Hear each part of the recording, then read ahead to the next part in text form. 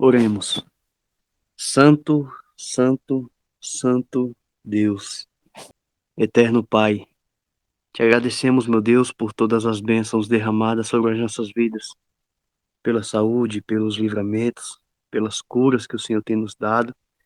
E também, meu Deus, queremos te pedir que o Senhor abençoe a cada pedido feito aqui essa noite. Ó Senhor, de acordo com o estudo que será ministrado hoje, que possamos, meu Deus, refletir e analisar se hoje, se a nossa alma for requerida, o que temos preparado? Para quem será, Senhor? Devemos, meu Deus, estar preparados para o nosso último dia, não sabemos a hora. Hoje pode ser o nosso último dia. E que a tua verdade, meu Deus, possa ser entoada em nosso coração. Que possamos entender a tua palavra, que possamos aceitar o teu amor, a tua misericórdia. E assim, meu Deus, aceitar a salvação, o seu plano que o Senhor tem para conosco. Que o Senhor abençoe a cada um de nós, que o Senhor nos mostre, que o Senhor dirija mais uma vez, através do teu Santo Espírito, a vida do irmão Júnior, as nossas vidas. Possamos, meu Deus, entender que todo o cenário, tudo no mundo aponta para a sua volta, Senhor. Aqueles que estão atentos, aqueles que buscam entender e estudar, meu Deus, tudo que está acontecendo, o Senhor está mostrando, meu Deus, que os dias antecedem a sua volta. Nos ajuda, Senhor, sei com a irmã Anaílde, que o Senhor possa abençoá-la, que o Senhor possa trazer conforto para ela e sua casa, que tudo possa ser resolvido, meu Deus, para a honra e glória do teu santo nome. Te agradecemos por tudo, Senhor, em nome de Jesus. É que eu te peço. Amém. Amém. Amém. Amém. Que a graça do Senhor Jesus seja com todos. Abramos nossas Bíblias, dando continuidade ao nosso tema de ontem, sobre esta hora final. E nós iniciamos com um questionamento: o que devemos fazer então, à vista de todas essas coisas?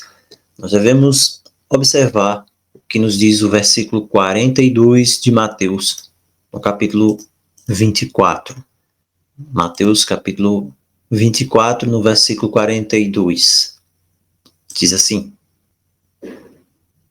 portanto, vigiai, porque não sabeis em que dia, em que hora vem o vosso Senhor. Não sabeis em que hora, em que dia vem o vosso Senhor. Mas considerai isto: se o pai de família soubesse a que hora, soubesse em que vigília, em que tempo viria o ladrão, ele vigiaria e não deixaria, ele não permitiria que fosse invadida a sua casa.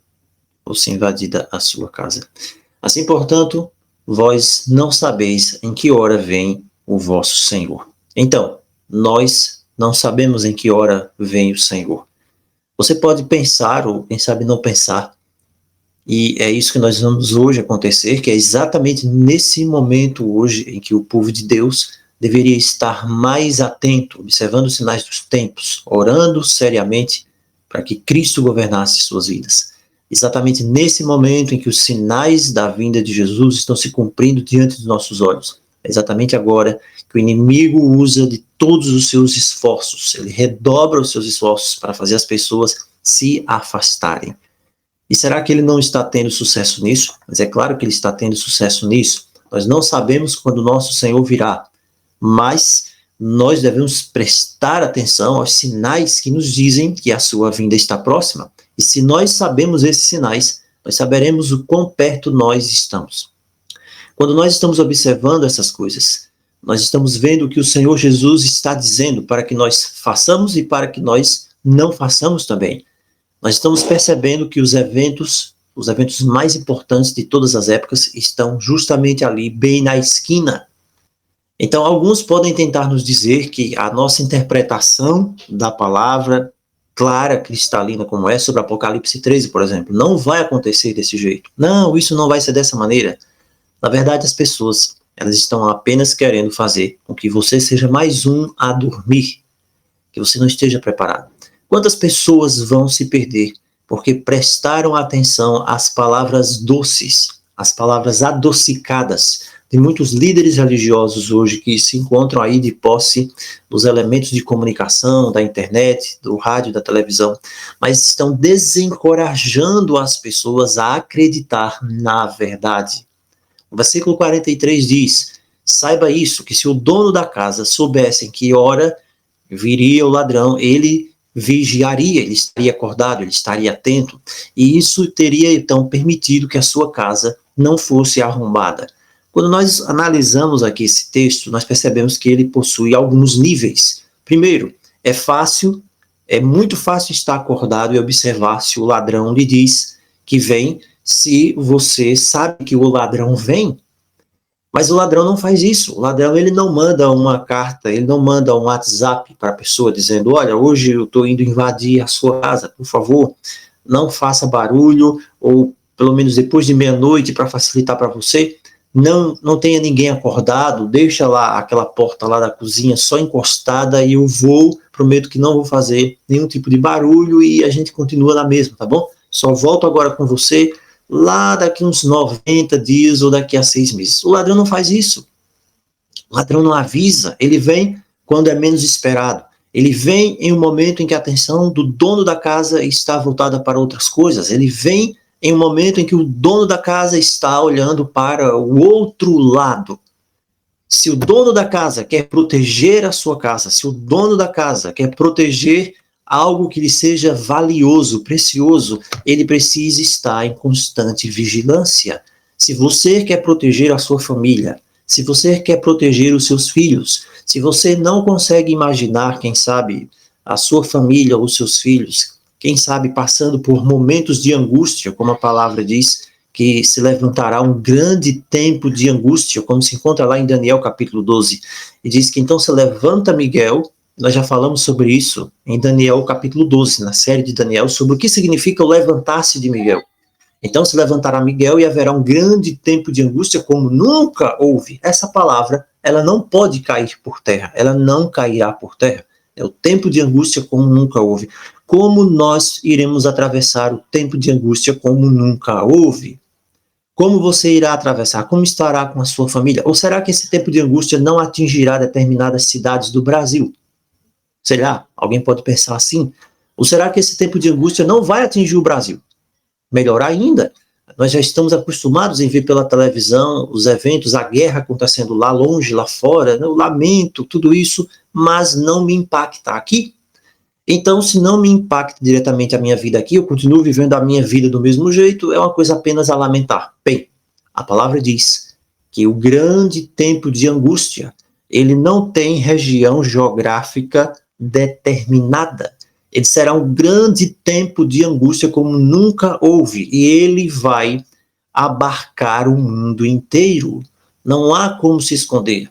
Nem mesmo aquela pessoa que ganha um grande salário, ele vai se esconder. Não, ele não vai poder se esconder. Mesmo aquela pessoa que vive num condomínio fechado, ele não vai ser afetado. Bem, não tem como se esconder. Mas aquela pessoa que tem muito dinheiro na conta bancária, ela não vai ser afetada. Geralmente os pobres, os mais pobres, são os mais afetados com essas crises econômicas. Não há como se esconder. É um grande tempo de angústia, como nunca houve. Como nós estaremos quando esse dia chegar? Como eu estarei? Como as coisas estarão quando, quem sabe, o meu filho, ou seu filho, ou a sua filha, ele te pedir? Nós vamos falar sobre isso nos próximos estudos, vamos ter um panorama melhor sobre essa questão do comprar ou vender. Mas como as coisas vão estar e como eu estarei quando esse momento chegar? E esse é o momento que, se você quer proteger a sua casa, se você quer proteger aquilo que é de mais precioso para você, e com certeza não é uma volta de ouro, não é uma pulseira de ouro, aquilo que é mais precioso para você.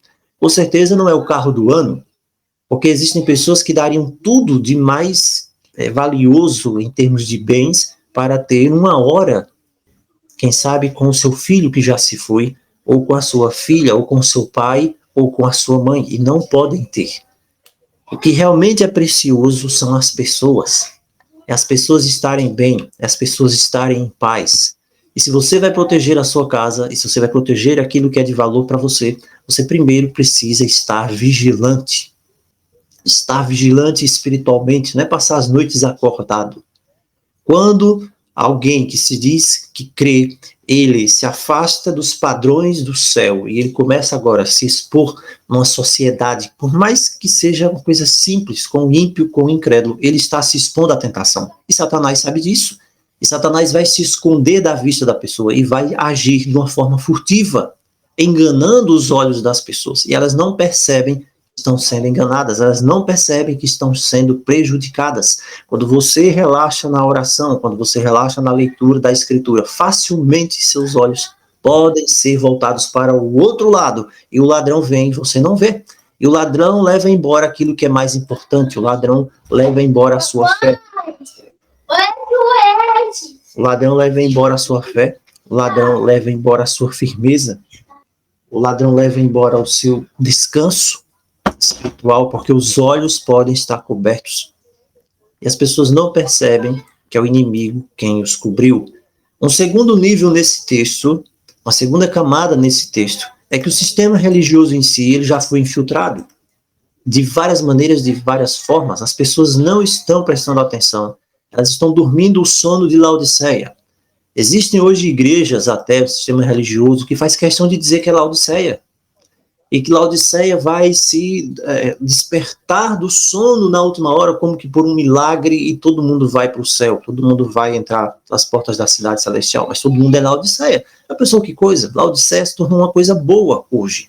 O inimigo entrou no meio deles, do sistema religioso em si, e ele ganhou a credibilidade. A palavra de Deus tem perdido a credibilidade. E as palavras dos homens têm ganhado credibilidade. E o inimigo coloca os seus agentes em posições de responsabilidade para dizer às pessoas que elas não têm que superar. Lembra da palavra de ontem? O vencedor é aquele que supera. As pessoas não estão preocupadas em superar mais os seus pecados. O povo de Deus não tem nada que se preocupar porque o fim não está próximo. Eles precisam confiar em Jesus. E muitos estão esperando que aconteça alguma coisa em determinado local, em determinado país, para que então possam pensar em se preparar.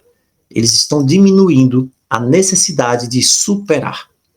É isso que está acontecendo agora. Mas o Senhor Jesus diz, em uma hora que vocês não pensam, em uma hora como vós não pensais. O que o Senhor Jesus está dizendo? Ele está dizendo que no momento em que você não estiver prestando atenção, no momento em que você estiver sendo embalado em berço esplêndido para dormir, no momento que você achar que é mais improvável que Jesus não venha, ou no momento em que na televisão estiverem falando que a inflação está melhorando, que os índices estão sendo elevados, que a violência vai estar diminuindo, que há perspectiva de dias sem fim para frente, é nesse momento que ele virá. Em outras palavras, ele irá surpreender aquelas pessoas que não estiverem observando os sinais dos tempos. É isso que nos diz a Escritura.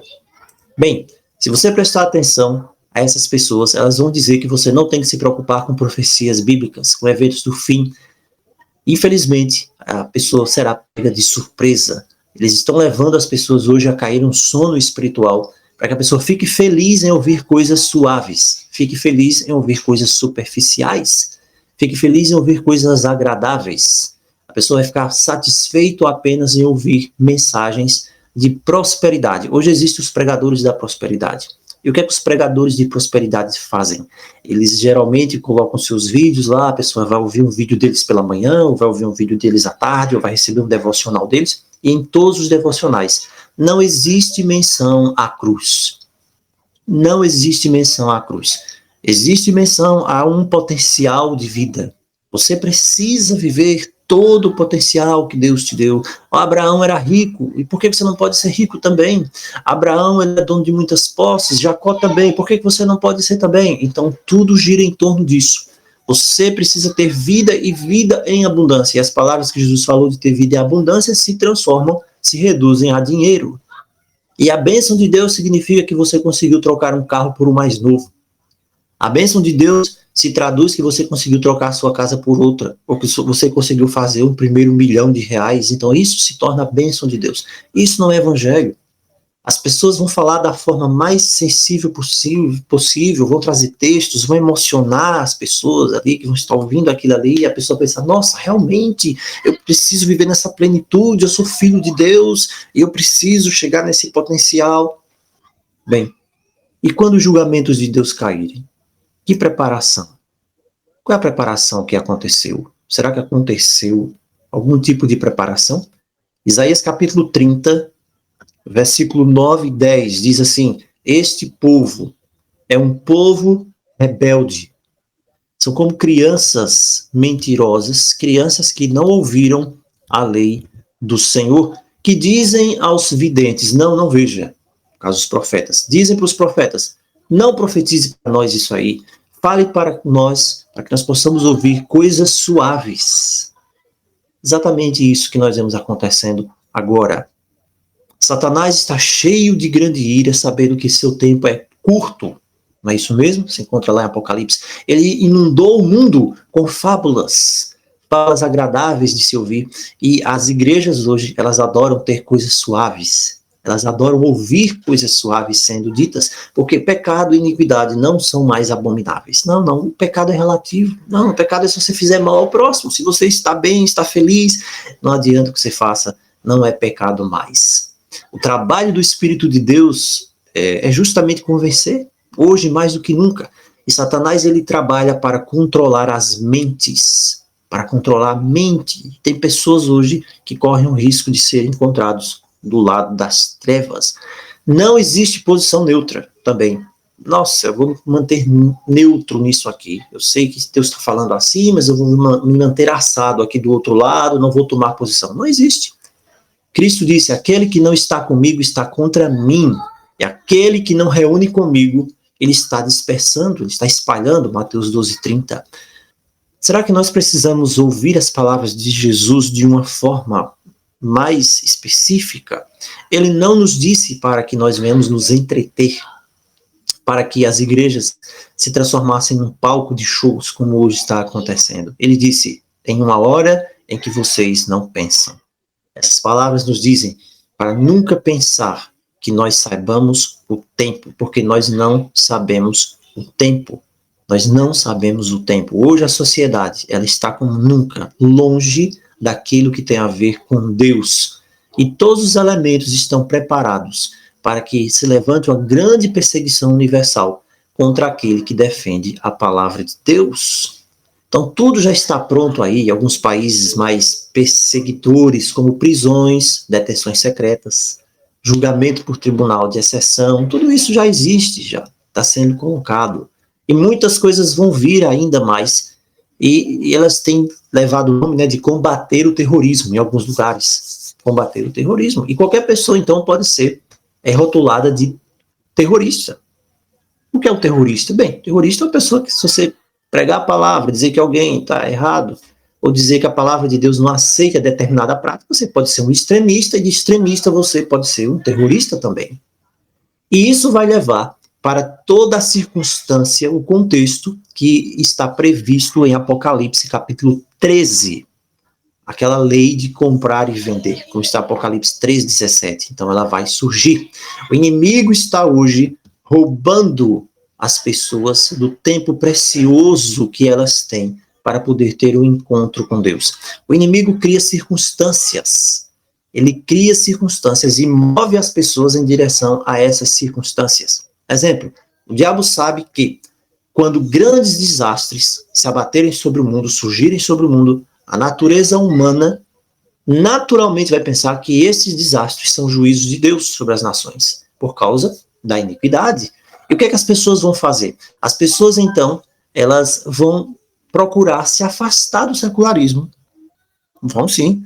Elas vão procurar se afastar daquilo que é secular e elas vão, então, recorrer a Deus. Mas vão recorrer a Deus da forma como for dita pelos líderes religiosos. E as pessoas precisam lembrar que a besta é um poder religioso também. E isso vai ser feito de uma forma superficial. Exemplo claro aqui. O 11 de setembro. O que aconteceu depois do 11 de setembro? Se você fizer uma pesquisa bem rápida, você vai ver que depois do 11 de setembro, lá nos Estados Unidos, as igrejas elas estavam lotadas. Porque as pessoas pensaram que ali estava iniciando um grande evento do tempo do fim. E as igrejas ficaram lotadas por um tempo ali, e depois o negócio voltou para o normal de novo. Então, com aquilo ali, foi um start para que houvesse uma mudança, um aconchego, um empurrão para a religiosidade. Lembrando, religiosidade é uma coisa e relacionamento com Deus é outra.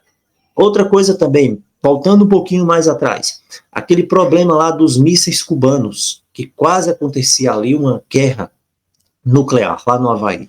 Quase uma pessoa lá apertava o botão errado ali naquela mudança de turno, não é isso?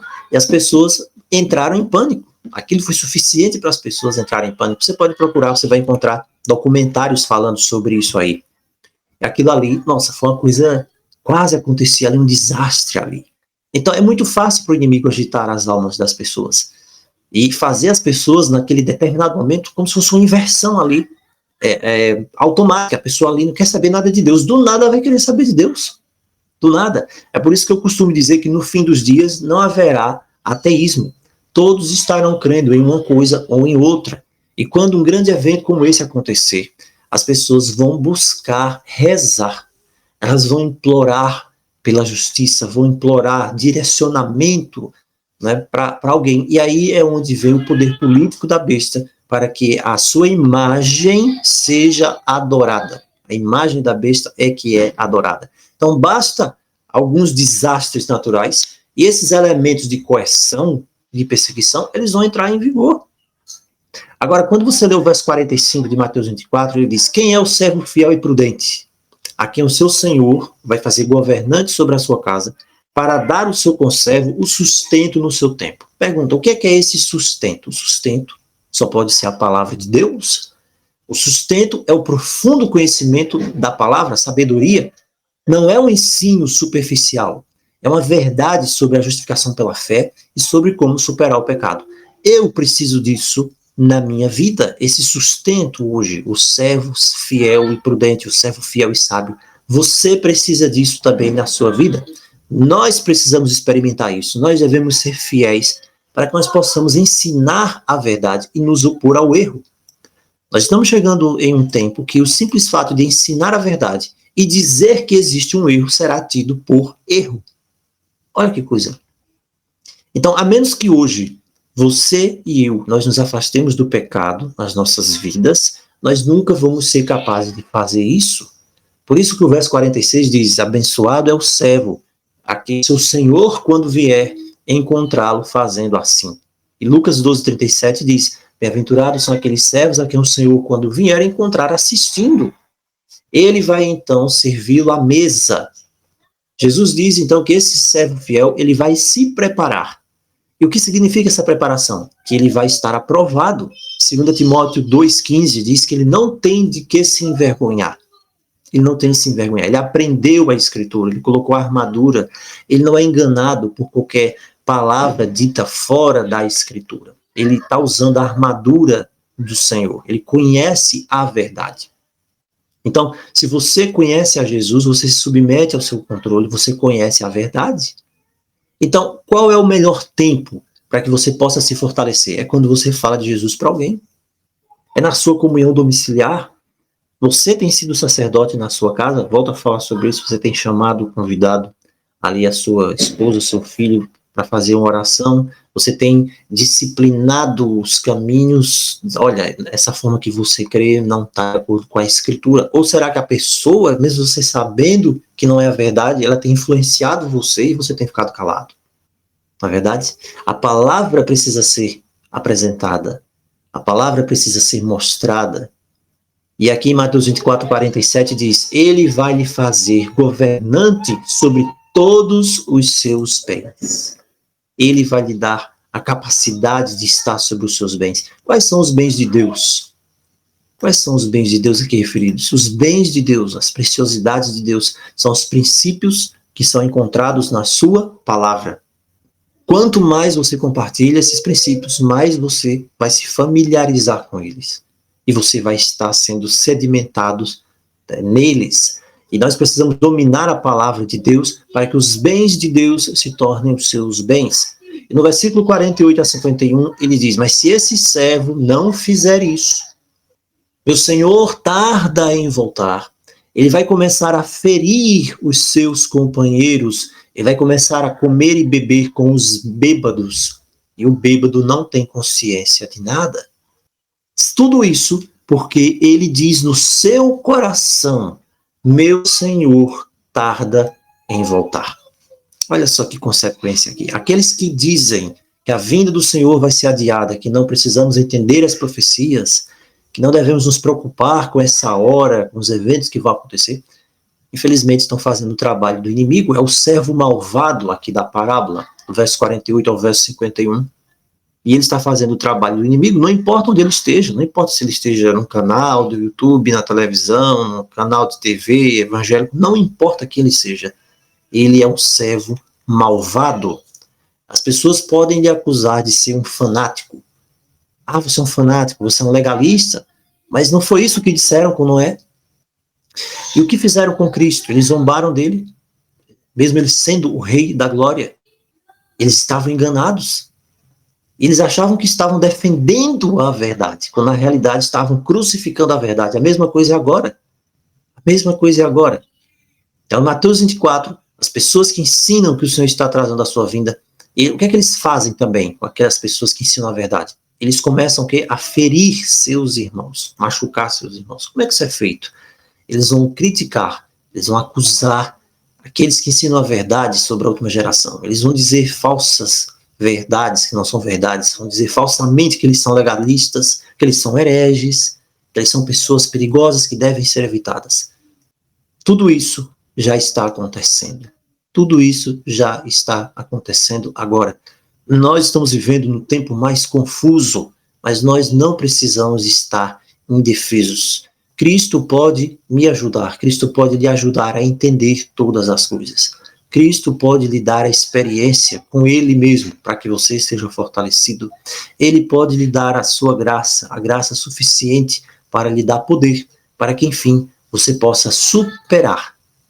Não é essa a promessa? Superar o inimigo, ter todas as superações, como estão lá no livro do Apocalipse. As promessas são feitas para os vencedores, e o vencedor é aquele que supera, é aquele que vence. Que Deus nos abençoe. Que Deus te abençoe, que Deus nos abençoe poderosamente e que nós possamos nos manter firmes na sua palavra. Vamos orar então. Pai que estás nos céus, grande é a tua fidelidade. Nós oramos nesta noite porque o Senhor está disposto a nos orientar e nos mostrar o caminho correto. Tem misericórdia de nós. Ajuda-nos a ver a verdade e estarmos preparados para esta hora que não sabemos quando, mas que possamos estar vigilantes, que não venhamos ser adormecidos nem embalados na falsa sensação da tranquilidade deste mundo. Ajuda-nos a buscar a tua presença, a direção do teu Santo Espírito. Não permitas que venhamos ser como o servo mau, que diz: o meu Senhor tarda em voltar, mas que possamos ficar firmes na esperança da vida eterna, daquele que prometeu que em breve voltará, que em breve voltaria, e ele está voltando. Fica conosco, nos abençoa e nos fortaleça. Nós te suplicamos em nome de Jesus. Amém. Amém.